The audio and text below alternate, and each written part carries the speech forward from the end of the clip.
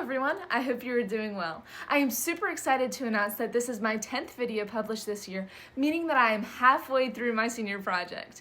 In order to celebrate, I wanted to take a small step back from the topic of veterinary medicine and instead discuss what it takes to become a veterinarian. Of course, as always, the advice that I am giving is not professional and is based on both my personal research as well as my internship. Additionally, the advice that I am offering only applies to the United States, as education requirements from country to country vary greatly.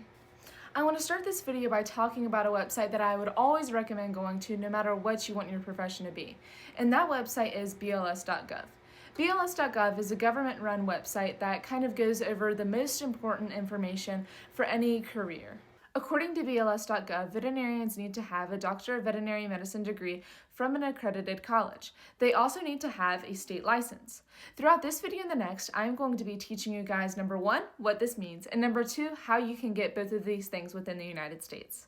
The first thing that you're going to need to do is get an undergraduate degree.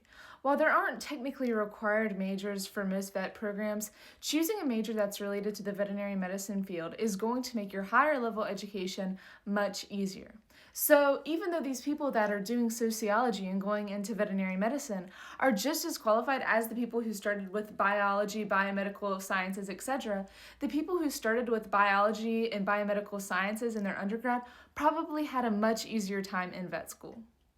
Now, when you're picking out your major and your classes that you want to take for that first semester, what you want to keep in mind is that different vet schools have different prerequisite classes that you have to take in order to successfully apply. Since these requirements can differ, this kind of means that pretty early on in your college experience, you're going to have a general idea of what few vet schools you're going to be choosing between so that you can go ahead and plan out your classes. Of course, if you change your mind later down the road, it doesn't matter too much as these requirements are very close to being the same. But again, it's always good to have your goals in mind from the start.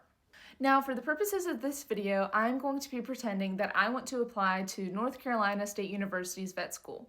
Of course, you can use this strategy for any school, but I want to use an example so that I can actually show you guys the process. Now, if you're still in high school and you haven't selected your major yet, or you're willing to change your major, I would recommend going to this website right here. Now, I want to clarify very quickly, I am definitely not sponsored by this website, and it's definitely not an advertisement. I'm just showing you guys a useful tool that I used in order to choose my undergraduate. So I'm going to